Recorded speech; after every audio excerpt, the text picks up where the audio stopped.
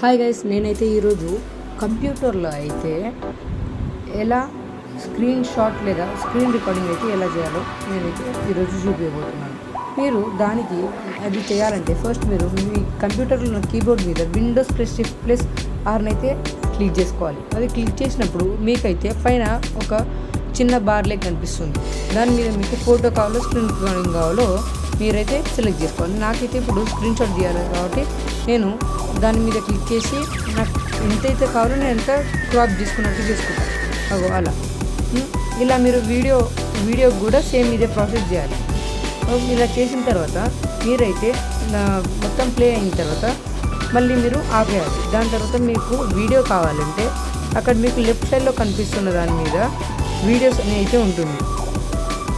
దాని మీద క్లిక్ చేస్తే మీకు స్క్రీన్ రికార్డింగ్ అనేది ఒక ఫైల్ కనిపిస్తుంది. అందులో మీరు చేసే స్క్రీన్ రికార్డింగ్లన్నీ అందులో అయితే సేవ్ అయి ఉంటాయి.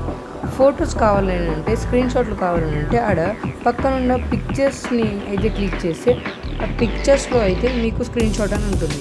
మీరు చేసినవన్నీ అయితే అందులో అయితే సేవ్ అయి ఉంటుంది. సో మీకు ఇన్ఫర్మేటివ్గా ఉంటే లైక్ చేయండి, షేర్ చేయండి అండ్ సబ్స్క్రైబ్ చేయండి. Thank you.